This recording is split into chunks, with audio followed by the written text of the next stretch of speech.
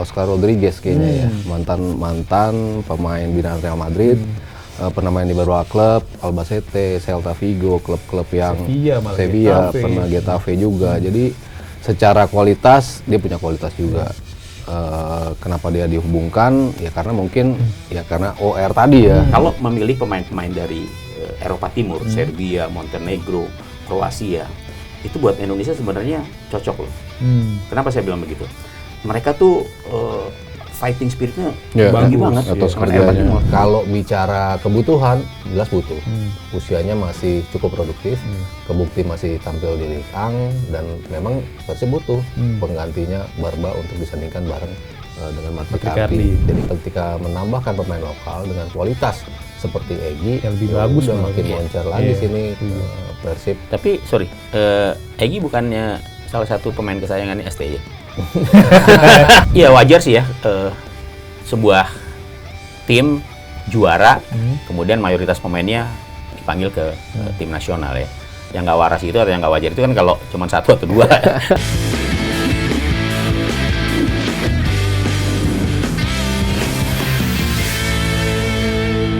Persib Bandung masih berhasrat menjadi naga dengan mendatangkan banyak pemain top atau pemain berkualitas. Sekarang jadi pertanyaan, akan berapa trofi nih yang digait Persib Bandung di musim 2026-2027? Nah, hari ini di podcast Locker Room, gue Ramdhani Bur sudah mendatangkan 2 jurnalis senior nih, sekaligus juga pengamat sepak bola. Yang pertama ada pengamatnya lagi sibuk-sibuknya nih karena sibuk siaran Piala Dunia 2026 dan juga sering diundang di beberapa podcast nih. Sosok itu adalah Mas Sabto Haryo. Halo. Gimana? Sehat, Mas? Sehat, alhamdulillah. Alhamdulillah. Piala Dunia megang siapa, Mas? Megang atau jagoin sih Spanyol. Tapi kayaknya juaranya bukan Spanyol sih. Siapa kira-kira? Prancis sih kayaknya. Prancis. Nah, akankah Prancis bisa mengulangi atau mengobati kegagalan di Piala Dunia 2022 ya, Mas? Atau ya bisa jadi Spanyol juga oke banget, Mas. Termasuk juga kemarin ngalahin Portugal 1-0. Iya, kan dia juara Euro juga kan? Juara Euro, bener datang ke Piala Dunia sebagai juara Euro 2024 dan itu bisa bangkitin motivasi mereka pastinya. Nah, ini selain Mas Sabto Haryo, Locker Room juga sudah mendatangkan jurnalis senior juga yang sejak gua kecil nih udah ada di televisi sebagai komentator di liga-liga top Eropa nih. Sosok itu adalah Mas Kesit Budi Handoyo. Halo, Bur. Siap. Siap, Mas? Alhamdulillah. Ini untuk 2 kalinya Mas Kesit kita undang ya, Mas ya. Biasanya di Morning Zone ya, Mas. Morning Zone kalau udah bahas timnas Indonesia sama Mas Kesit pasti tinggi tuh viewsnya. Nah, ini tapi di awal kita nggak bahas timnas Indonesia, kita bahas dulu soal Persib Bandung yang lagi aktif banget ngedatengin pemain nih, Mas Haryo dan juga Mas Kesit. Kita tahu Persib Bandung beberapa hari lalu akhirnya meresmikan penyerang timnas Montenegro ya, namanya Balša Sukelic, dan nggak cuma jadi penyerang sebagai penyerang timnas, dia juga bersatu sebagai top skor Liga Montenegro musim lalu dengan koleksi 15 gol. Nah, kita tahu Persib Bandung juga punya track record bagus nih dengan pemain Montenegro kayak Vladimir Vujovic yang pernah juara Liga 1 juga di tahun 2014 sama Persib. Terus juga ada Milan Radovic juga tuh yang punya tendangan bebas luar biasa lah saat itu ketika membela Persib Bandung. Nah, terkait kedatangan Balša Sukelic ini seperti apa nih Mas Haryo dan juga Mas Kesit? Mas Kesit dulu apa? Mas Haryo, ya, ini kan kalau kita bicara Persib ya, di musim lalu justru lini depan ya yang menjadi sorotan karena ada yang bisa dibilang meyakinkan banget nih sebagai strikernya. Kita bicara Andrew Yung yang akhirnya menjadi top scorer, 16 gol, 11 di Liga, 5 di ACL 2. Tapi tetap aja kayaknya gregetnya kurang gitu kan. Maksudnya dari sebelumnya David da Silva dan juga Ciro Alves itu kan jauh banget kalau kita bicara ketajaman,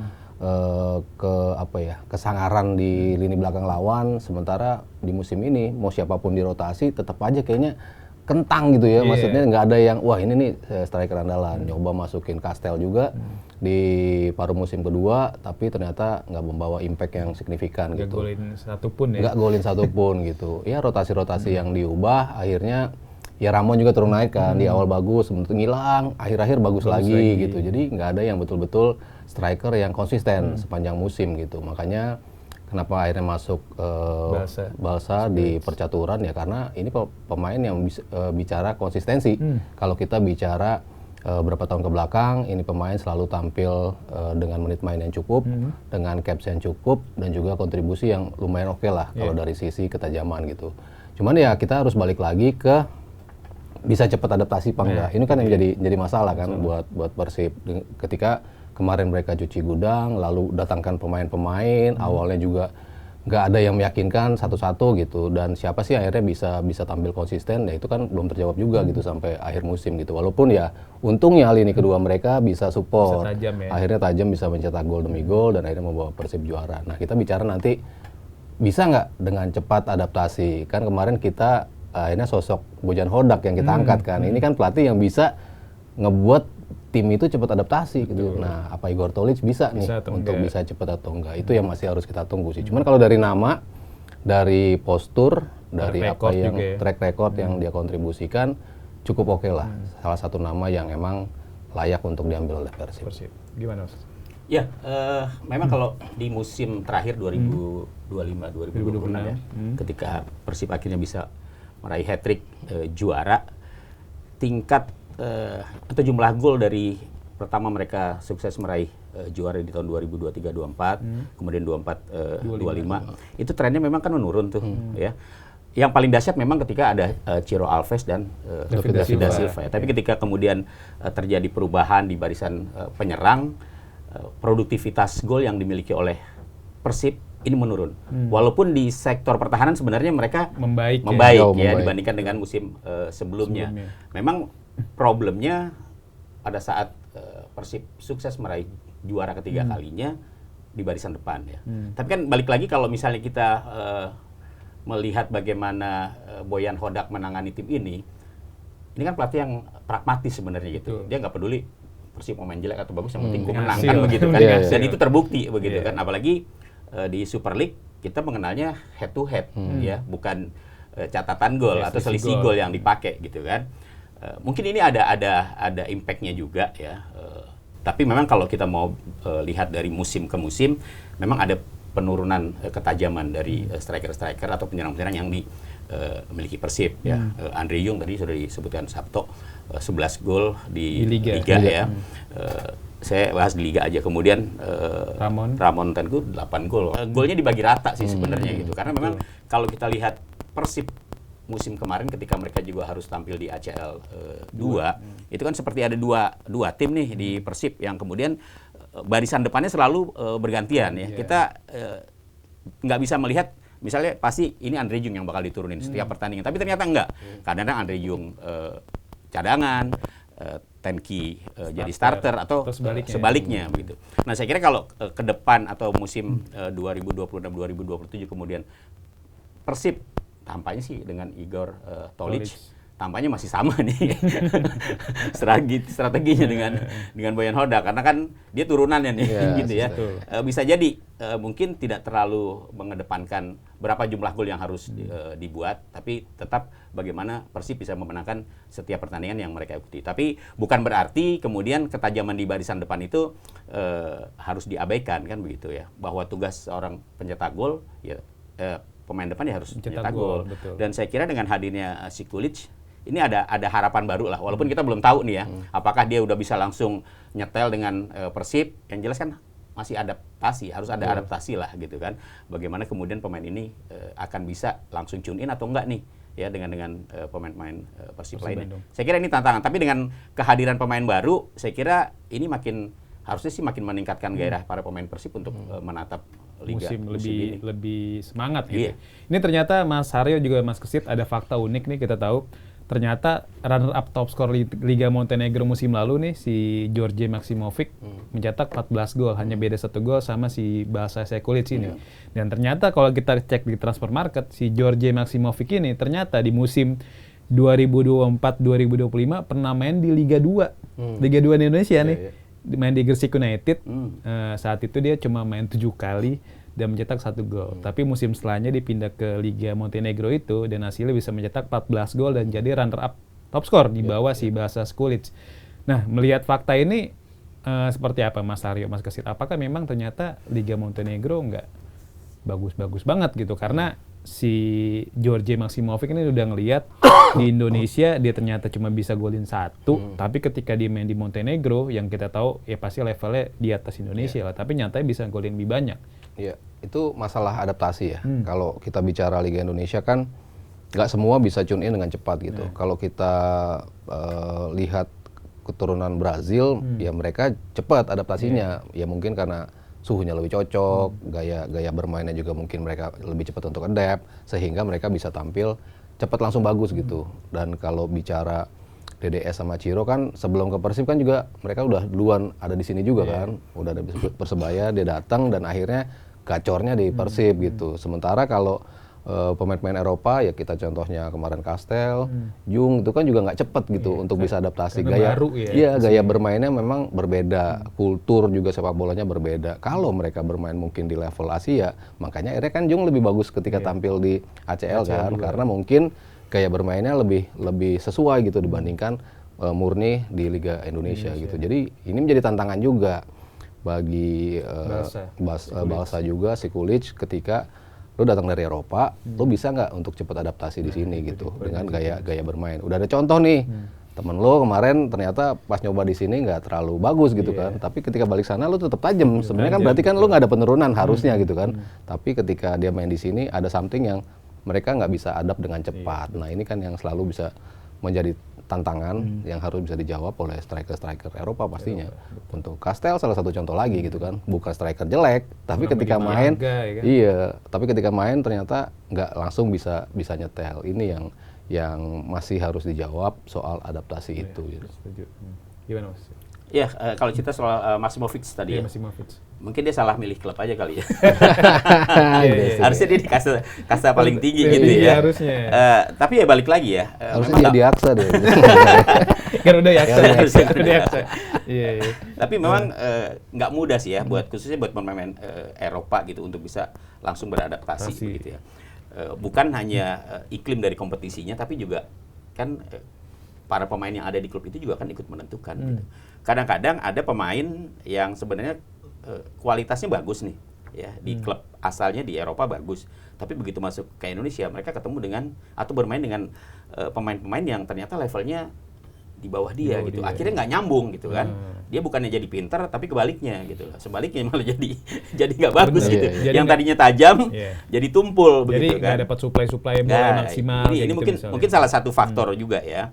Selain soal adaptasi itu. Jadi sebenarnya kalau saya sedikit bergeser main dari Eropa Timur, Serbia, Montenegro, Kroasia, itu buat Indonesia sebenarnya cocok loh. Kenapa saya bilang begitu? Mereka tuh fighting spiritnya tinggi banget sama Eropa Timur. Saya punya pengalaman. Saya dulu pernah di Solo. Ya, saya pernah pegang klub di Solo. Saya punya 2 pemain Serbia. 1 gelandang, 1 striker. Itu pemain-pemain lokal Solo itu banyak belajar dari saya bagaimana cara duel gitu ya. Terus mereka tuh selalu serius gitu. Itu kelihatan kalau misalnya striker dia nggak bisa bikin gol gitu, ada satu peluang yang sebenarnya dia bisa jadi gol. Itu dia keselnya tuh, setengah mati gitu kan. Terus pelatih yang saya bawa juga dulu dari Serbia. Itu salah satu pelatih top di Serbia, bekas pemain Red Star Belgrade ya, namanya Branko Babic. Terus gelandang yang saya ambil itu adiknya Nikola Lazetic. Adiknya Nikola Lazetic yang main di Lazio, namanya Zlatko. Itu gelandang elegan, dia pernah main di Liga Champions bersama klub di salah satu klub di Liga Yunani gitu ya. Jadi memang kultur sepak bola Indonesia, ini saya dapat cerita dari dia ya. Dengan pemain-pemain Eropa Timur khususnya dari negara-negara Kroasia, Montenegro, Serbia, itu cocok gitu loh. Cocok karena ternyata para pemain Indonesia diajak main keras tuh hayu gitu loh. Nah, apalagi pemain-pemain Eropa Timur juga ternyata kalau diajak main keras hayu juga gitu loh. Jadi ya pertama memang selain kualitas ya bagaimana kemudian para pemain yang ada di klub itu bisa beradaptasi. Kalau kemudian ada pemain yang moncer di klub-klub luar Indonesia tapi begitu datang ke Indonesia ya menurut saya mungkin salah satu faktornya itu tadi kesenjangan kualitas antara pemain asing dengan pemain lokal gitu. Ya, setuju sih. Ini Mas Aryo, Mas Kesit, kita tahu di caption perkenalan Ragnar Oratmangun di hari Sabtu minggu lalu tuh ada kata over nih. Over itu tapi di huruf O dan R tuh kapital. Iya. Jadi OR gitu, bukan OR. RO, tapi kalau RO kan Ragnar Ortmangun tuh, itu udah jelas pasti sebelum pengenalan Ragnar, ketika pengenalan Sandy Walsh ada RO, yang terbukti ternyata Ragnar Ortmangun. Nah, tapi ternyata pas di Ragnar Ortmangun ada kata OR. Nah, orang kan menilai, pasti banyak menilai oleh Romeni nih. Tapi kita tahu ternyata oleh kencangnya ke Fortuna Sittard kan, dan mungkin tinggal diresmiin aja nih kabarnya kan, oleh bakal dipinjam dari Oxford, nantinya ada opsi permanen gitu. Nah, dengan kegagalan ya mungkin nggak tahu ya Persib deketin Ole atau nggak, pokoknya kan Ole kemungkinan nggak ke Persib lah.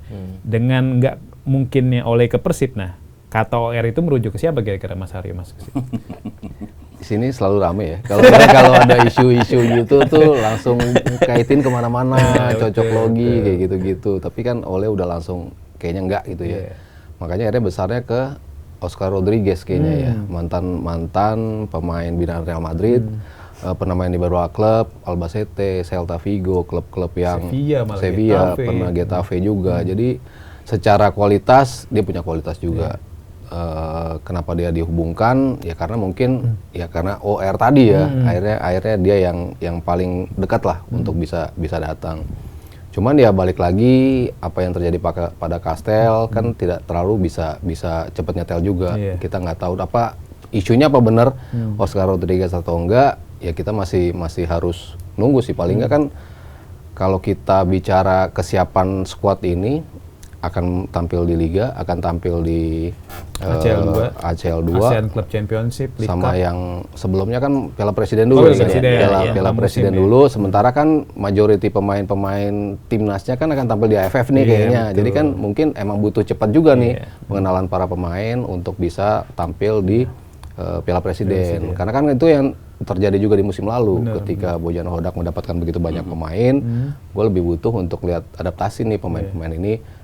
Bisa nggak cepat untuk adaptasi. Di awal susah kan kalau kita bicara adaptasi kan kita nggak ngira tuh Persib di paruh keduanya ke sana bakal ngebut seperti itu, bakal cepat adaptasinya. Tapi di awalnya kan struggle juga walaupun sudah diawali dengan pre-season di Piala Presiden.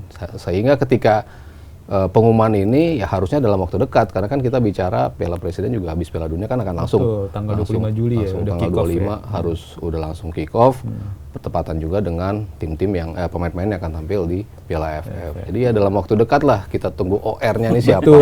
Cuman kalau bicara kualitas ya butuh memang pemain yang ada di tengah. Kita kan posisi nomor 10 malah posisi nomor 10. Kita tahu musim lalu Persib kan pemain nomor 10 yang nggak ada kan yang benar. Betul. Di situ, gitu. Iya, sejak Tyron ya terakhir ya mungkin Tyron, cabut, abis itu kan ya silih berganti ganti-gantian tuh, Tom Haye, Bourguigno, ya Tom Haye kadang-kadang lebih deep mainnya, Bourguigno juga akan lebih ke arah sayap, nggak ada yang betul-betul nomor 10 gitu. Kalau harus petarung mungkin ada Malis yang ditaruh di situ, tapi kalau betul-betul distributor bola kan belum ada gitu. Jadi kalau bicara kecocokan dari sisi karakter cocok gitu untuk tampil di posisi nomor 10 gitu. Tapi ya harus kita lihat lagi masalah adaptasi itu tadi. Itu dia. Gimana maksudnya? Iya, ngomong-ngomong soal OR itu tadi ya. Ini Persib nih paling jago kalau disuruh membuat kode-kode gitu ya, membuat sinyal-sinyal supaya orang penasaran gitu. Ya misalnya ketika pengumuman Ragnar lah ya, itu kan di big screen itu di Bandung. Ketika Ragnar muncul kan sebenarnya ada siluet tuh ya. Siluet itu siapa gitu kan? Itu yang pasti bukan Ragnar gitu kan, bukan Ragnar Ortmangun, tapi siapa gitu. Sekilas seperti, tapi kemudian muncul OR, tapi sekilas kalau kita lihat siluetnya itu sosoknya, stylenya gitu kayak Peralta gitu kan. Apa ini cuma pengalihan aja ya kan, OR, tapi sebenarnya yang disasar adalah yang muncul nanti bisa jadi bukan OR. Jadi OR bisa aja Mariano Peralta. Bisa aja. Bisa tuh. Waktu Ragnar Ortmangun juga kan, kalau nggak salah anak-anak itu yang dibawa ini ya, bawa huruf satu persatu gitu kan, bisa aja gitu loh. OR, Mariano, Peralta, bisa aja gitu. Jadi apalagi ini yang gagal ke Persija ya. Dan kabar terakhir ini kan katanya kan semakin dekat gitu ya. Dari kesepakatan semakin dekat, semakin dekat ke Persib bisa aja. OR itu adalah kependekan, bukan kependekan sih, jadi pecahan-pecahan atau puzzle-puzzle ya dari nama Mariano Peralta gitu. Huruf yang terkandung di dalam. Ini kita tunggu aja gitu. Tapi kalau balik lagi ke Oscar Rodriguez, kalau misalnya itu menjadi incaran Persib, saya kira juga bagus ya. Kalau kita lihat dari CV-nya kan berkiprah di klub-klub Liga Spanyol ya. Liga Spanyol. Itu kan sangat luar biasa gitu. Tapi mungkin dari sisi market, dari sisi value atau harganya kan masih tinggi. Masih tinggi, masih benar, tinggi gitu. benar. Apakah Persib mampu untuk bisa mengambil atau membayar transfer untuk betul. si Oscar Rodriguez ini gitu. Ini yang masih jadi tanda tanya. Bahkan kalau nggak salah nilainya masih lebih besar Oscar daripada Peralta ya. Iya, jadi Oscar Rodriguez itu kabarnya kan sekarang dia main di klub Liga 1 Arab Saudi baru promosi ya. Nah, Mas Haryo Mas Kesit nama itu Alderia. Iya, Alderia. Dan saat ini dia punya kontrak katanya tuh Persib kalau mau nembus dia di sekitaran angka 31 miliar. 31 miliar dan gajinya per bulan itu 1,5 miliar. 2 kali lipat dari gaji Tom Haye. Kan gaji Tom Haye kita tahu bocorannya kan Bung Harpa juga pernah ngomong katanya 700 juta per bulan. Nah, ini 2 kali lipatnya. Berarti kan Persib harus ngeluarin banyak banget nih untuk Oscar Rodriguez yang ternyata punya 2 caps nih di timnas Spanyol senior. Dan makanya tinggal kita tunggu ya apakah memang Persib Bandung bener mau datengin dia atau enggak. Nih Mas Haryo, Mas Kesit, selain Oscar Rodriguez nih OR yang lain juga kita tahu ada namanya Oscar Romero nih. Oscar Romero saat ini main di Casta Teratas Liga Argentina di Huracan dan dia punya caps bersama timnas Paraguay mencapai 58 kali. Tapi memang minusnya nih usia udah nggak muda, udah 34 tahun. Dia lebih tua lah ketimbang Oscar Rodriguez yang masih di usia emas ya, di usia 28 tahun. Nah, kalau memang harus memilih nih, Persib Bandung nih, kalau menurut Mas Haryo, Mas Kesit, Persib better datengin si Oscar Rodriguez atau Oscar Romero? Mending Peralta sih. Tetap Peralta lagi. Udah teruji. Betul. Nah, kalau misalnya berapa tadi 34 tahun. Kayaknya udah agak susah ya. Tapi kalau biaya Oscar Rodriguez tadi sekitar 30 miliar. Nilai marketnya gitu kan. Mendingan beli 2 ya. Iya benar. Kalau si Romero berapa emang? Kayak di bawah sih. Bawah, ya. Di bawah. Mungkin kalau- belasan masih. Kalau dari harga mungkin dapat. Iya, kalau Balsa aja 10 kan. Balsa di 10, Orat Mangun juga di 8, 9. Kan jauh banget sebetulnya banget, kalau ke angka 30. Pasti ada pertimbangan yang spesial banget. Soalnya di sponsor gede bener gitu ya. Sponsor yang bisa bantu untuk datengin dia, mungkin ceritanya bisa klop gitu. Cuman kalau enggak kayaknya terlalu berat, belum bicara gaji, itu kan pasti akan Jadi beban juga. apalagi sekarang udah kita lihat komposisi Persib seperti apa kan, penggajiannya kan pasti seperti apa tuh pemain-pemain gede semua kan yang ada di situ gitu. Jadi benar-benar harus kalkulasi dari tadi tracknya seperti apa. Kalau kecocokannya seperti apa, yang tadi soal adaptasi, yang paling cocok siapa nih nanti? Apakah betul-betul kita pengen ngejar Peralta yang udah terbukti banget ya? Dalam 2 musim lah, 2 musim kan bisa dibilang pemain terbaik Liga 1 kan dia lah ya, dalam 2 musim berturut-turut. Musim terakhir udah 20 gol, 14 lebih lagi assist. asisnya juga. Musim lalu kan juga udah sebetulnya udah menunjukkan ke arah sana juga sebagai pemain yang terbaik juga. Kalau nguber sih, kalau gue pribadi sih ya pengennya sih Peralta kalau Fokus memang Peralta available aja. ketimbang 2 pemain ini. Tapi kan udah naik tuh OR. Iya benar. Apa betul-betul menjadi bagian dari nama panjangnya? Kepingan-kepingan Iya, ataupun emang nama depan kan itu yang masih harus kita tunggu tuh. Iya, atau mungkin ya benar tadi kata Mas Haryo dan juga Mas Kesit, mungkin ya OR itu Mariano Peralta kan, gak ada yang nggak tahu kan. Gimana Mas? Iya, kalau dikaitkan sama yang tadi saya bilang, ada siluet-siluet yang kemudian muncul begitu kan, nggak jelas siapa gitu. Tapi kalau dari stylenya, dari gerakan itu terlihat ini jangan-jangan Peralta. Apalagi kan memang isu Peralta ini kan sangat gencar Kenceng sekali banget. ya setelah ke Persija dikatakan gagal atau nggak jadi gitu ya, batal. Kemudian Persib yang mendekat. Dan kita tahu kan memang bagaimana Peralta ini menjadi buruan klub-klub besar kan. Borneo aja sampai tidak bisa memperpanjang kontraknya dia. Kan kontraknya memang sudah habis kan. Ya, mungkin karena nilainya yang sudah naik begitu kan, dan dia juga jasanya sangat besar. Mungkin prioritas pertama Borneo ya sebagai klub yang sudah dia bela gitu kan. Tapi mungkin karena harganya sudah nggak masuk begitu kan. Jadi akhirnya ya Persib dan Persija yang tertarik. Dan sampai saat ini perburuan memang tracknya ada di Persib Bandung. Mas Haryo, Mas Kesit, kita tahu Mariano Peralta segera diresmikan oleh Persib Bandung ya. Setelah kencang dikaitkan sama Persija Jakarta nih. Kalau menurut Mas Haryo, Mas Kesit, kira-kira apa sih yang bikin Peralta condong gabung ke Persib Bandung ketimbang Persija Jakarta gitu? Kalau masalah detail ya, yang kadang-kadang itu bisa mengubah keputusan pemain untuk akhirnya nggak jadi gabung gitu kan. Ya kita tahu dari awal mungkin Rafael Struijk kan sempat juga ada isu-isu detail yang akhirnya membuat dia nggak jadi. Lalu ada juga si Tom Haye kan juga sempet kan, awalnya juga Persija juga kan. Betul. Kayaknya udah heboh bakal ke Persija, tapi akhirnya ujung-ujungnya ke Persib gitu. Itu ya ada hal-hal detail yang akhirnya membuat para pemain itu berpindah. Cuman kalau ngelihat Persib sekarang, yang ditawarkan oleh Persib itu jauh lebih besar ya. Kita bicara kestabilan, kita bicara juga potensi dia untuk bisa bermain di kompetisi yang banyak gitu. Di ASEAN-nya dia main, di Asia-nya dia juga main, sehingga kesempatan pemain itu untuk bisa punya etalase itu di banyak tempat gitu. Nggak cuma di liga lokalnya, walaupun di liga lokal dia udah outstanding banget, tapi kan dia butuh platform di tempat yang lain untuk bisa lebih luas lagi, bisa ngelihat kayak gimana sih kualitasnya pemain gitu. Makanya ketika dia tampil di Persib, otomatis dia tampil di Shopee juga, dia tampil juga di ACL, itu yang menjadi stepping stone yang paling tinggi kayaknya ya, kalau kita bicara potensi untuk bisa punya tempat untuk lo menunjukkan kualitas gitu. Kita kemarin lihat Persib akhirnya kalah sama Ratchaburi, tapi ketika Ratchaburi bisa melaju, Gamba Osaka-nya kan akhirnya menjadi juara ketemu dengan timnya Ronaldo gitu kan. Artinya kan ini platform lo yang gede banget nih untuk bisa dilirik oleh klub-klub yang tentunya lebih besar lagi, lebih tinggi gitu. Jadi ya mungkin ada pertimbangan-pertimbangan selain yang faktor non teknis, faktor-faktor detail, tapi faktor-faktor yang aslinya kualitas dia bisa tampil di banyak kompetisi, itu menjadi salah satu faktor ya yang membuat Peralta akhirnya memilih Persib Bandung. Gimana Mas Kesit? Ya, jadi kalau kita ngomongin soal Peralta ya, kenapa kemudian ujuk-ujuk tidak jadi ke Persija gitu, justru ke Persib, padahal di press conference itu udah sempat tercuat kan bahwa Peralta katanya sudah kontrak dengan Persija gitu. Ya sebenarnya sih kesimpulannya satu gitu. Sebelum ada hitam di atas putihnya kelihatan gitu, jangan dicuatkan dulu gitu kan. Karena apa?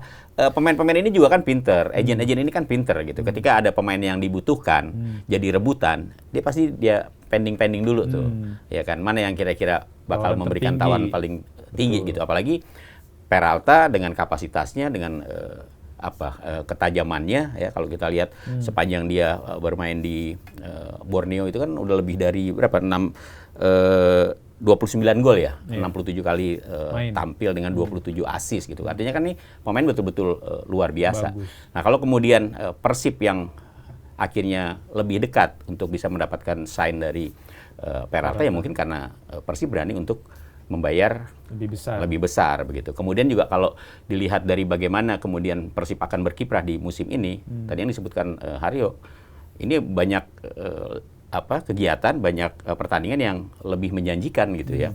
Dia akan bermain di ACL 2 gitu kan. Ini kan bisa jadi marketing juga gitu loh buat Peralta. Kalau dia punya impian untuk bisa bermain di klub luar Indonesia misalnya ya, kesempatannya ada di Persib gitu. Dengan dia bermain untuk Persib, dia bisa bermain untuk di kancah ACL ya, di tingkat Asia.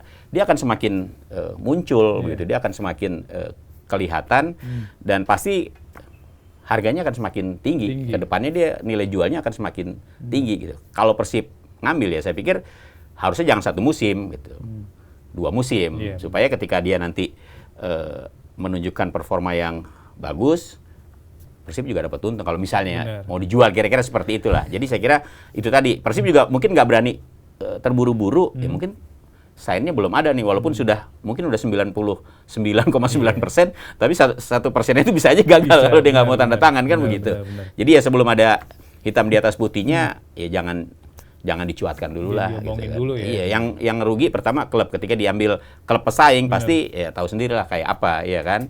Jadi makanan empuk. Ditambah lagi saat supporter Sintayong ngomong di preskon itu, di saat bersamaan juga keluar kalau Persija kabarnya punya dana transfer sekitar 540 miliar.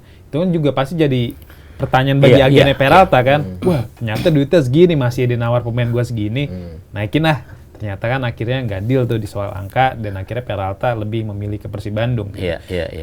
Dan setelah itu juga kita tahu Peralta kan ini main luar biasa nih Mas Hari, Mas Kesit. Tadi Mas Kesit juga udah bilang statistik Peralta. Kita tahu di musim lalu Peralta di Super League aja nih golin 20 dan 14 assist, dan itu catatan itu lebih bagus ketimbang pemain yang ada di skuad Persib musim lalu kan, atau di musim 2025-2026. Nah ini kita tahu Peralta di musim lalu di Borneo dia main sebagai winger kiri ya, walaupun faktanya dia juga bisa main sebagai winger kanan, false nine juga bisa main. Dan tapi kita tahu di posisi winger kiri Persib saat ini atau di posisi winger lah kan udah numpuk sebenarnya kan, ada Ragnar, ada Luka Menalo yang baru, ada Sadil, ada Beckham, ada Berguinho juga. Nah melihat kondisi ini, kira-kira Peralta akan diplot di posisi mana, Mas Hari, Mas Kesit? Dia di tengah juga bisa kan. Dia masuk dari tengah, CAM, AM, dia bisa main di posisi itu juga gitu. Dia bisa distribut bolanya kan bagus. Kemampuan untuk bisa ngirim bola-bola daerah, tusukan-tusukan dalam kotak penalti juga bagus. Sehingga itu yang dibutuhkan Persib. Karena kan kalau kita ngelihat Persib di musim lalu, mungkin gak banyak tusukan-tusukan dari tengah yang biasa dihasilkan oleh Tyron. Betul. Nggak banyak yang pemain-pemain depan di dalam kotak penalti tuh dapat bola-bola seperti itu gitu. Jadi ya lo butuh sosok yang bisa nge-crack pertahanan lewat umpan-umpan. Entah itu terobosan, entah umpan yang behind the defense yang dikirim, ataupun ketika harus lo bermain segitiga di sisi kanan, lo bisa ikut involve juga di permainan itu. Di sebelah kiri pun tipe-tipe pemainnya kan yang bisa diajak untuk bermain tampil segitiga kan. Di Borneo pun dia sering melakukan itu kan. Mau sama Juan Villa kayak, mau sama si Obi. Itu kan beberapa kali dia juga main permainan-permainan segitiga yang dia mainin untuk bisa masuk ke dalam kotak penalti. Cuman yang paling outstanding dari dia sih ya kemampuan itu untuk bisa bikin gol dan juga bikin assist dengan sama baiknya. Bahkan dari kita bicara report atau nilai, dia yang paling tinggi juga kalau kita bicara di Liga 1 kemarin gitu. Makanya ketika di tengah-tengah musim ditanya siapa sih yang bakal jadi MVP, udah bilang Peralta. Udah kelihatan gitu. Ini yang paling outstanding, paling stabil, paling konsisten, dan emang layak gitu untuk jadi pemain terbaiknya, walaupun timnya nggak jadi juara ya. Ya kayak Bruno di Manchester United kan juga seperti itu kan. Nyaris Borneo nyaris. Dia nggak juara, tapi apa yang dia berikan buat tim itu melebihi semua pemain yang ada dari Super League musim lalu. Jadi layak untuk menjadi pemain terbaik, layak berada di tim terbaik sekarang Persib untuk bisa membawa Persib ke levelnya memang yang lebih tinggi gitu. Menguasai domestik udah 3 musim berturut-turut mereka buktikan. Tinggal yang kurang kan di Asia. Kemarin ternyata dengan skuad seperti itu masih susah nih kita bermain di Asia. Ratchaburi yang lebih sering tampil di situ ternyata ya punya know-how-nya untuk bisa ngalahin kita dengan skema yang defense to counter, mereka bisa bikin gol gitu. Kita kelabakan gitu Persibnya, minus gelandang bertahan waktu kita bermain, dan ketika lawan Selangor pun agak kesulitan, City Sailor juga kesulitan. Jadi nggak mudah juga kita atau tim dari Indonesia dalam hal ini Persib untuk bisa bersaing di level Asia. Pemain-pemain yang dikumpulkan emang kelihatan ngebidiknya ke sana gitu. Setuju Mas. Gimana Mas Kesit? Iya, kalau soal Peralta, saya selalu bilang begini, ya ada pepatah bilang begini, ada rupa ada harga, ya, atau ada harga ada rupa. Lo beli Peralta nggak ada ruginya, gitu loh. Dia bisa main di 3 posisi, ya kan? Dia bisa, aslinya dia left-wing, ya di kiri, tapi dia juga bisa main di kanan, dia juga bisa main di tengah. Kelebihan lainnya, dia juga bisa jadi striker. Iya, dia bisa di false nine. Dia pencetak gol yang sangat ulung loh, sangat subur. Jadi kalau ngambil dia siapapun lah ya, apakah itu Persib atau Persija atau siapapun lah, nggak ada ruginya ngambil pemain ini gitu. Jadi kalau mau punya penyerang yang betul-betul menjanjikan, penyerang yang bisa dari segala arah dan selalu menciptakan banyak peluang dan juga gol, ya ini orangnya, Peralta orangnya gitu. Jadi kalau misalnya sekarang Persib dikatakan lebih dekat, ya kalau menurut saya jangan sampai lepas itu, gitu. Jangan sampai lepas, buru-buru. Harus segera dikontrak. Benar. Ini selain Peralta yang kebintangan udah nggak diraguin lagi, Persib Bandung juga lagi kencang banget dikaitin sama Djibril Sidibe. Kita sebagai pecinta Liga Inggris pasti nggak asing nama Sidibe yang pernah main di Everton, terus juga namanya pertama kali mencuat ketika main di AS Monaco ya, Mas Ariel, Mas Kesit waktu itu di angkatannya Mbappe lah waktu itu sama Bernardo Silva juga, dan bikin Monaco sempat juara Liga Prancis. Juga sempat masuk semifinal Liga Champions sebelum kalah sama Juventus waktu itu. Dan dia juga Sidibe ini pernah bawa timnas Prancis juara Piala Dunia 2018. Waktu itu dia main sekali ketika Prancis main 0-0 lawan Denmark di laga terakhir fase grup. Dan beda sama Kurzawa nih yang terakhir kali gabung Persib, match fitness udah nggak bagus. Sidibe masih kompetitif. Dia musim lalu masih main di Ligue 1 bersama FC Toulouse, berarti kan nunjukin kalau kondisi fisiknya lebih siap ketimbang Kurzawa. Nah, ini melihat situasi ini, apakah memang Sidibe bisa jadi pengganti yang cocok bagi Federico Barba? Karena kita tahu memang Sidibe posisi asli full back kanan, tapi dia bisa aja dimainin jadi back tengah nih, posisi yang krusial bagi Persib Bandung musim lalu. Kita tahu musim lalu Persib kuat banget, ada Barba dan Matricardi. Barba udah cabut, Matricardi kontraknya habis. Nah, ini gimana soal Sidibe, Mas Arya, Mas Kesit? Ya walaupun materinya masih existing, masih ada, belum ada hatur nuhun gitu ya. Hatur nuhun, kalau Barba kan udah. Artinya udah pasti nggak ada one of the best defender yang terbaik yang ada di Persib musim lalu ya. Sidibe betul masih punya match fitness, tampil bersama Toulouse cukup konsisten juga.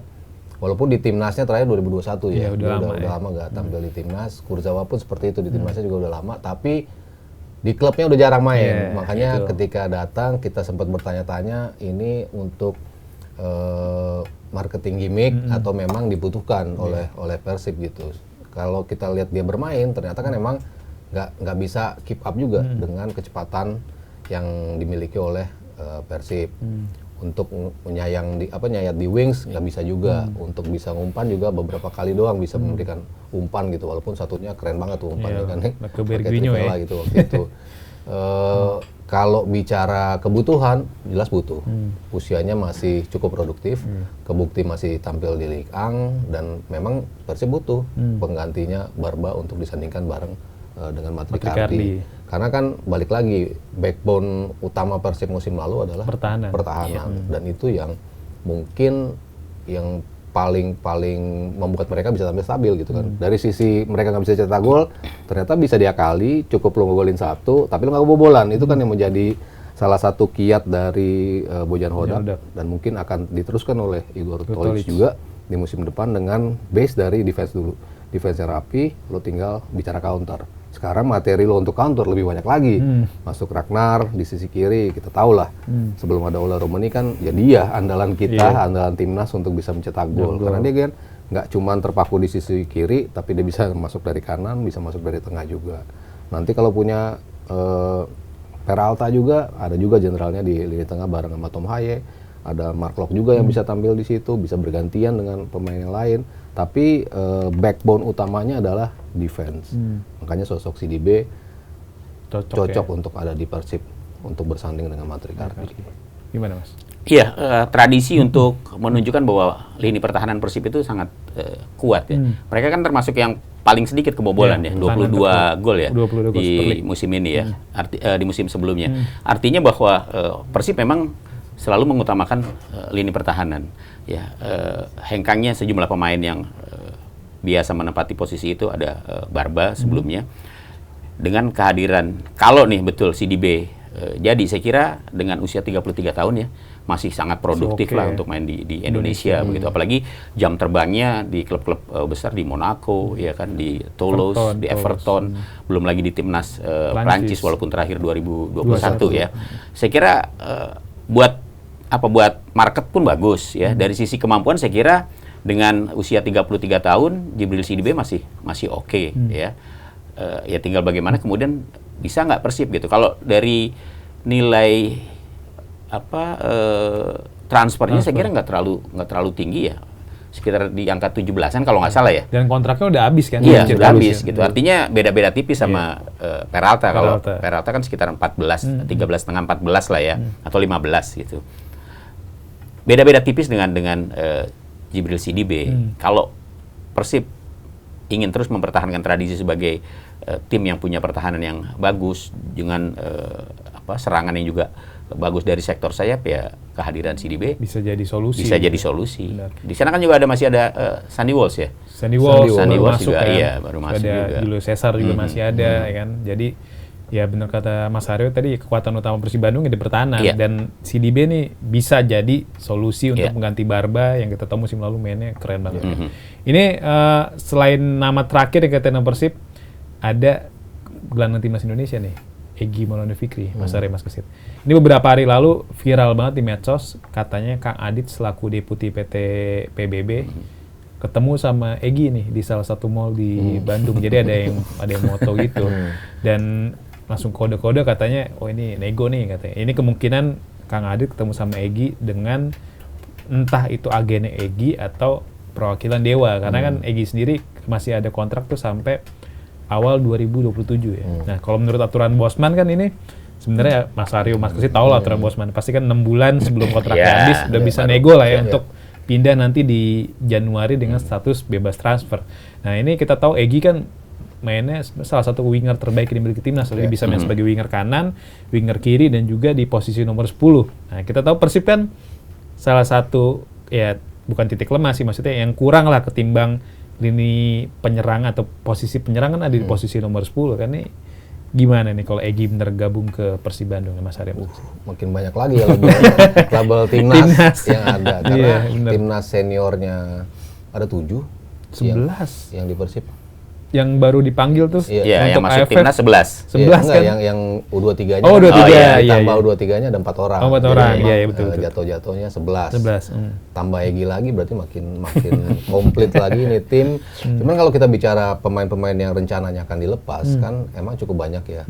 Bule salah satu yang bakal cabut, Dewangga, terus Robi Darwis itu salah satu yang dilepas. Emang banyak dari pemain-pemain lokal kita yang ada. Jadi ketika menambahkan pemain lokal dengan kualitas seperti Egy, ya lebih bagus udah makin moncer lagi sini Persib. Tapi sorry, Egy bukannya salah satu pemain kesayangannya STY? Iya itu dia makanya. Bisa jadi, benar. Bisa juga mungkin, tapi kayaknya di posisi itu mungkin STY udah milih pemain asing kali ya. Makanya Egy lebih condong milih ke Persib. Ya karena kan di situ berarti pesaingnya bisa Beckham Putra, bisa Eleanor Reinders. Banyak yang numpuk ya. Banyak juga di depan. Tapi ya kalau kita bicara rotasi lini depan Persib kan harusnya bisa lebih dinamis ya, karena pilihannya lebih banyak. Main di banyak kompetisi juga kan. Banyak kompetisi dan karakternya beda-beda sebetulnya kan.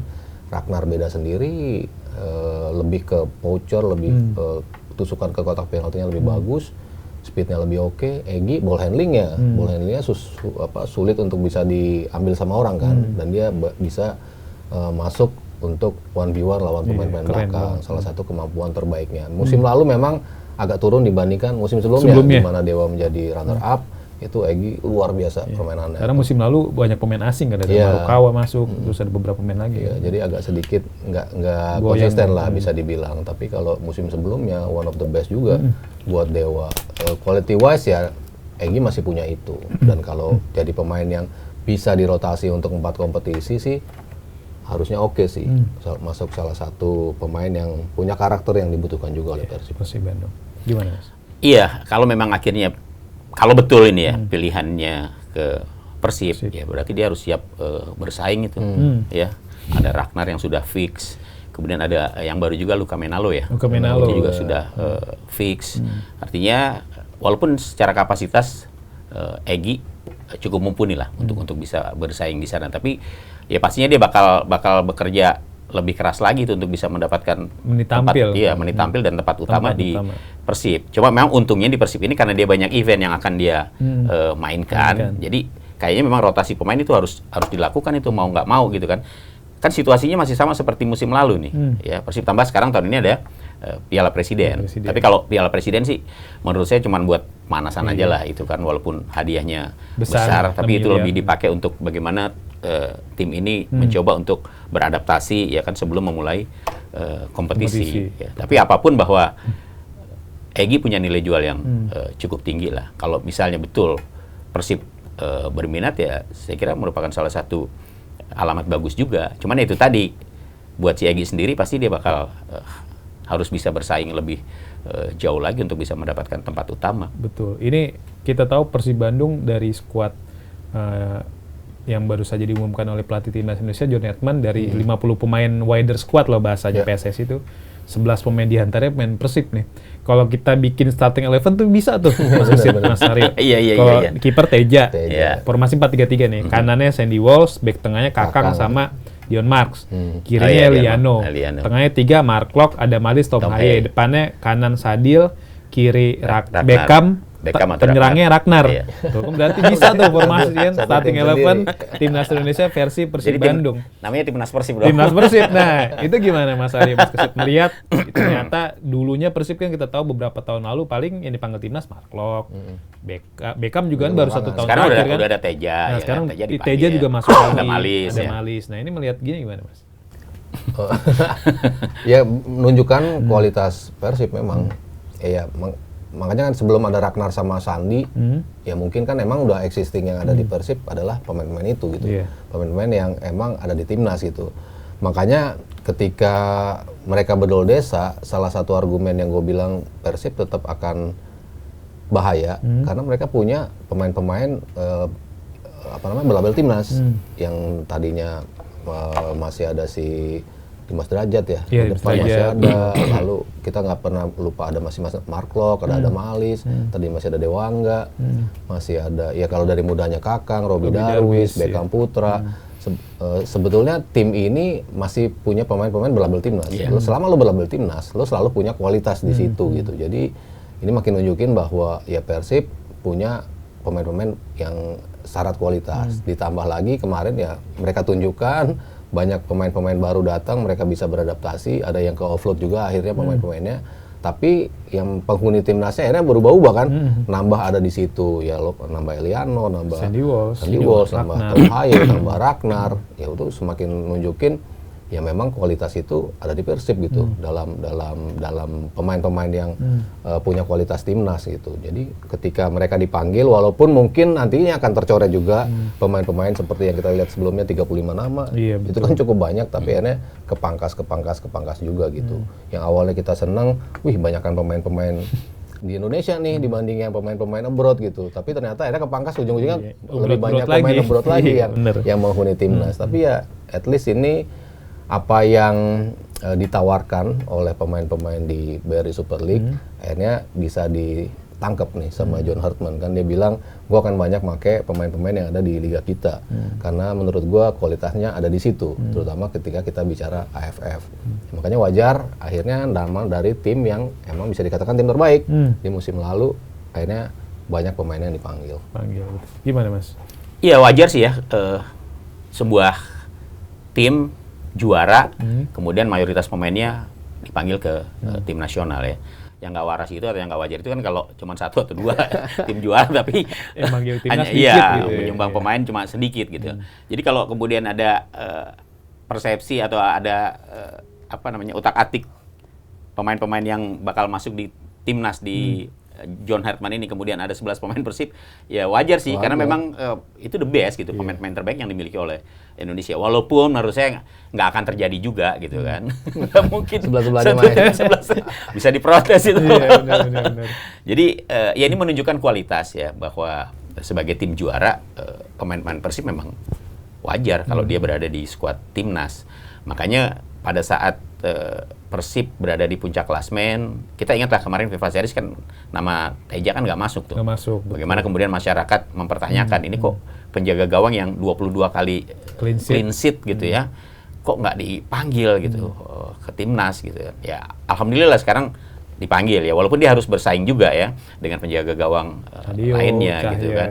Ya mungkin karena Martin Pas dan juga Emil nggak bisa main kesempatan untuk Teja Pakualam jadi terbuka gitu. Tapi yang jelas bahwa Persib punya kualitas ya. Persija juga punya kualitas. Kan 11 pemain juga ada di Persija. Benar, Persija juga 11 pemain juga tuh. Tinggal bersaing deh tuh mereka mana yang kemudian menjadi pilihan utama dari John Hartman. Toh dari 50 ini kan nanti hanya ada 26 yang masuk skuad akhir ya. Masuk skuad akhir.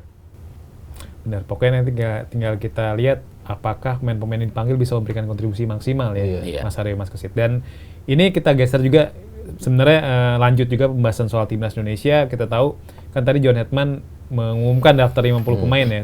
Jadi 50 pemain ini akan mengikuti pemusatan latihan di Bali dari tanggal 5 sampai 25 Juli. Tapi memang 50 pemain ini nggak bareng, jadi dibagi 2 gelombang. Ini gelombang pertama nih ada Tom Haye, terus juga ada Sadil, ada Mark Klok, ada Rizky Ridho dan pemain-pemain Persija lain. Dan kita tahu nih, tapi yang paling menarik ketika melihat daftar 50 pemain itu ada nama Justin Hapner nih. Karena kita tahu kan sejak awal juga John Herdman bilang, gua bakal manggil pemain-pemain yang main di Super League untuk di Piala AFF. Jadi pemain-pemain yang abroad atau pemain diaspora itu nggak masuk daftar ya. Karena kita tahu juga Justin Hubner ternyata udah main di Fortuna Sittard nih di masa pramusim. Kemarin di hari Sabtu dia bikin gol kemenangan Fortuna Sittard ketika menang 1-0 atas klub Liga 2 Belgia atau SK Lierse kalau nggak salah namanya. Dan tiba-tiba Justin Hubner masuk nih ke daftar 50 pemain. Jadi kita bertanya, ini Justin Hubner emang bakal dilepas oleh Fortuna Sittard atau ini tanda-tanda dia bakal main ke Super League gitu. Gimana Mas Arya, Mas Kesit melihat situasi ini nih? Kayaknya enggak deh. Karena rumornya namanya juga ada rumor kayak gitu ya. Jadi ada banyak akun bola yang memang kredibel lah gitu, tiba-tiba munculin fotonya Hubner. Jadi kita nggak tahu sih sebenarnya maksud munculin foto Hubner itu apa. Apakah memang lagi ngeritik Hubner yang lebih milih main di Super League atau seperti apa Mas Arya, Mas Kesit? Selalu ya kayak gitu. Tapi kita kan dari deretan nama pemain-pemain diaspora ya, yang kita tahu mungkin Hubner yang tadinya kita pikir akan paling cepat bergabung di sini, karena ya adalah faktor-faktor non teknis yang kita pikir ini lebih cocok di Indonesia nih mainnya gitu kan. Tapi justru enggak, ini pemain yang justru stay. Dia ngotot untuk bisa tampil di Eropa, dan terutama jadi bek andalan Fortuna Sittard ya. Terlepas dari kartu merah yang pernah dia buat, pelanggaran-pelanggaran yang masih Hubner banget lah ya dalam beberapa kesempatan. Tapi dia tetap mengikuti pramusim, artinya masih ada dalam skema tim. Tapi kan beberapa juga masih ada juga yang udah ikut pramusim, bahkan udah ikut di awal-awal kompetisi, tapi akhirnya cabut juga. Bisa juga itu terjadi. Jadi Eliano musim lalu kan. Bukan melulu ketika seorang pemain sudah pasti ikut pramusim, bahkan sudah memulai musimnya tidak akan hijrah. Klub. Ternyata bisa juga seperti itu gitu. Dan ketika pemain yang tadinya sudah pasti, tapi ternyata malah stay, ada juga yang kayak gitu. Jadi ya masih benar-benar abu-abu akan ada di posisi mana gitu. Cuman kalau kita bicara kebutuhan tim untuk di AFF, ya sebetulnya dengan squad yang ada di Liga 1 aja sebenarnya sudah cukup ya. Karena kan ya kita melihat masih ada Rizky Ridho di situ, masih ada Jordi Amatnya misalnya kalau dimainkan, dipanggil dan dimainkan gitu. Sandy Walsh, Ragnar masih banyak lah, terutama kalau kita bicara lini belakang. Masih banyak lah pemain-pemain yang punya kemampuan untuk bisa menggantikan posisi dari Justin Hubner itu sendiri gitu. Jadi ya nggak urgent untuk memainkan dia di AFF. Kalau emang dia available, dia memang akan bermain di sini ya sudah. Gitu. Cuman kalau dia masih di sana, ya kayaknya nggak perlu untuk dipanggil. Oke, gimana Mas? Iya, kalau saya melihatnya prioritas pertama sih tetap kalau untuk pemain-pemain yang berkiprah di Eropa ya, tetap mereka harus prioritaskan klub dulu. Mumpung di AFF ini kan tidak masuk dalam kalender FIFA. Ya, klub bisa menolak kok untuk tidak mengirimkan pemainnya ke tim nasional. Ketika Hubner diminta untuk tampil di pramusim bersama klubnya Fortuna Sittard, ya saya kira harusnya sih dia memberikan prioritas itu dulu gitu ya. Bahwa ada panggilan tim nasional ya boleh-boleh aja gitu. Toh tidak wajib juga ya, karena ada ketentuan bahwa itu bukan agenda FIFA sehingga klub bisa menahan pemainnya gitu. Cuma kalau untuk AFF memang menurut saya sih lebih bagus pemain-pemain yang ada di Super League aja gitu. Karena ini justru tantangan loh buat Indonesia gitu yang belum pernah meraih juara di Piala AFF gitu kan. Saya ngikutin dari pertama Piala Tiger tuh 96 ya di Singapura. Saya berangkat tuh waktu itu ke sana. Itu harapannya kan kita bisa, waktu itu kan lagi top-topnya juga loh kita. Ada Sorry Lubis, ada Fahri Husaini, Robi Darwis masih main, ada Aji Santoso ya kan. Tapi ternyata kita nggak bisa juga pada saat itu yang pertama gitu. Padahal kansnya cukup tinggi. Nah sekarang kita ada kesempatan. Di saat sorotan sepak bola terhadap sepak bola Indonesia, Timnas itu begitu tinggi dari negara-negara Asia Tenggara gitu. Nah tuntutannya adalah bagaimana kita bisa meraih juara tanpa menggunakan atau tanpa diperkuat oleh pemain yang saat ini berkiprah di diaspora lah ya. Iya. Thailand, Vietnam, Singapura, Malaysia itu kan pengen ngelihat Indonesia tampil dengan formasi yang lengkap. Ya ada Emil Audero atau ada Martin Pas, ada Jay Idjes, ada Verdong, ada Kevin Dick gitu. Mereka kan pasti pengen nguji nih seperti apa sih kekuatan Indonesia. Tapi kan mereka nggak bisa. Paling nanti di FIFA Asian Cup ya, kalau di Asian Cup September ya. Nah sekarang ada masih ada Tom Hay, masih ada Eliano. Jordi Amat, masih ada Eliano Renders. Saya kira harus ini yang dimanfaatkan, dimaksimalkan oleh John Herdman untuk menunjukkan, gue tanpa pemain-pemain yang ada di Eropa juga sekarang udah bisa nih berbicara.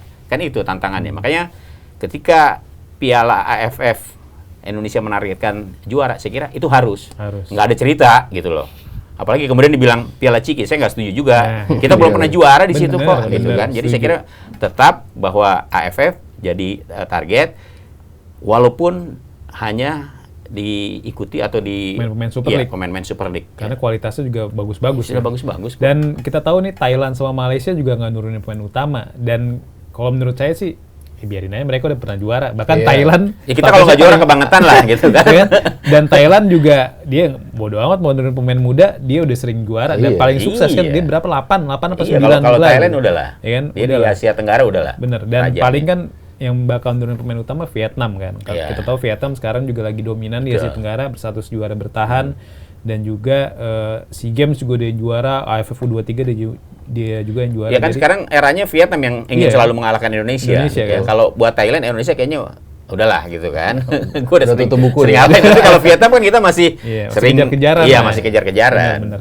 Dan kita tahu dari pemanggilan pemain ini juga ada satu pemain yang sangat unik nih. Mas Aryo, Mas Kesit, ada nama Mitchell Baker nih. Mitchell Baker kan statusnya juga belum jadi WNI ya. Masih proses naturalisasi nih. Sama Luke Vickery kan belum disumpah juga.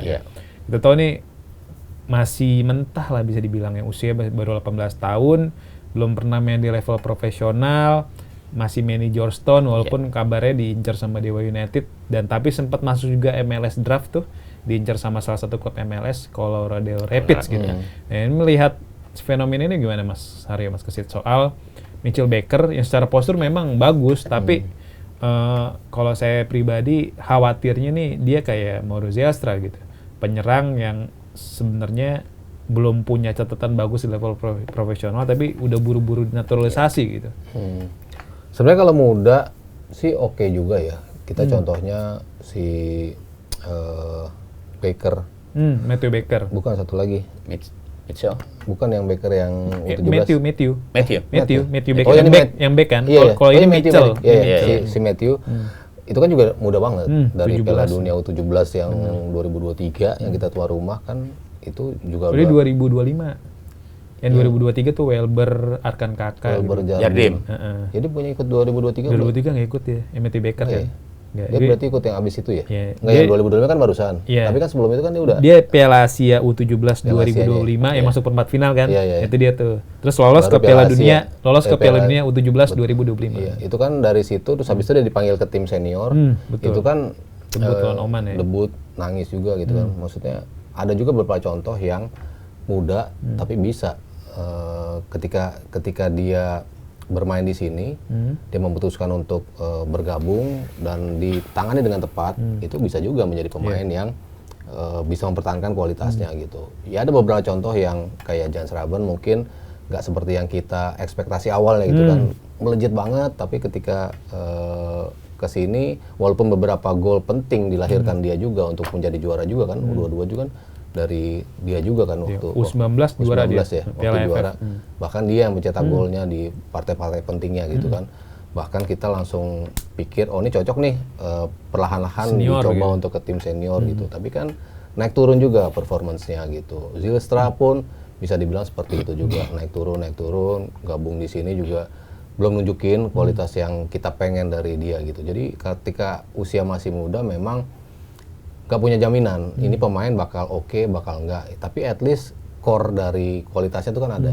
Ketika core dari kualitas itu ada, ditangani oleh orang yang tepat, itu dia bisa sustain dalam waktu yang cukup panjang gitu. Jadi bibitnya kan yang penting itu dulu. Begitu bibitnya ada, ya kita ambil dulu nih pemain yang punya kualitas seperti itu gitu. Baru nanti kita kembangkan ke level yang kita mau lebih tinggi. Betul. Gimana maksudnya? Ya kalau saya sih melihatnya begini, tetap bahwa meskipun dia punya potensi, ya masih muda, tapi sepanjang dia belum pernah mengikuti kompetisi ya, liga yang betul-betul kompetitif lah ya. Iya, kompetitif, itu memang masih agak rawan sih ya. Menurut saya juga terlalu terburu-buru gitu ya. Oke, dia punya potensi gitu. Tapi jangan ujuk-ujuk juga atau jangan buru-buru juga langsung masuk ke jajaran tim nasional gitu. Senior artinya, lagi. ya, artinya tetap harus ada proses yang harus dia jalani. Pertama apa? Ya untuk menguji kemampuannya dia, ya dia boleh bagus mungkin di tingkat sekolah, di tingkat university gitu kan. Tapi ketika dia masuk di kompetisi liga, apakah dia juga bisa bermain seperti itu gitu? Karena kan butuh kontinuitas, butuh bagaimana dia terus menjaga performanya gitu. Kalau hanya melihat 1-2 pertandingan kelihatan oke, rasanya sih Belum ya. belum lah kalau menurut saya gitu. Artinya tetap harus ada harus ada tempat di mana dia harus bisa mendapatkan menit bermain lebih banyak lagi. Dia harus tampil di sebuah liga kompetisi yang betul-betul akhirnya bisa membentuk karakternya dia gitu kan. Lepas dari tekanan, bagaimana kemudian dia menunjukkan dia punya performa gitu. Beda sama Matthew Baker ya. Kalau Matthew Baker kan dia sempatlah bermain di Melbourne ya, di tim Melbourne. senior, udah Iya, debut sempat ya? gitu kan. Kalau Mitchell belum ya. Oke, dia sudah menjalani proses naturalisasi, tinggal diambil sumpahnya. Ini kita anggap aset gitu ya. Tapi ya John Herman jangan buru-buru juga kemudian mengajak dia untuk langsung masuk ke tim nasional senior. Iya. Kalau hanya sekedar latihan bareng sih, saya kira Oke. no problem lah, nggak ada masalah gitu kan. Tapi kalau kemudian Masuk taruhlah squad masuk akhir. di squad gitu kan, ini akan menjadi pertanyaan. Kita belum tahu nih kualitas dia yang sebenarnya seperti apa gitu loh. Bahwa dia punya potensi, iya. Tapi ya jangan dikarbit gitu. Iya, betul. Tinggal kita lihat nanti siapa U23 juga dia juga megang kan. Benar, John Hartman juga. Jadi kan dia punya Mungkin persiapan untuk itu juga U23 sebagai juga bagian itu dari juga. untuk Mungkin banyak pemain U23. U23 yang Iya. dipanggil kan kayak Donitri itu juga beberapa pemain lagi. Iya. Oke, nanti tinggal kita lihat Mas Aryo, Mas Kesit, mampukah nggak nih timnas Indonesia jadi juara Piala AFF ya? Harus. Setelah udah 30 tahun kan, Harus. berarti udah dari tahun 96 ke 2026 udah 30 tahun kita nggak pernah juara.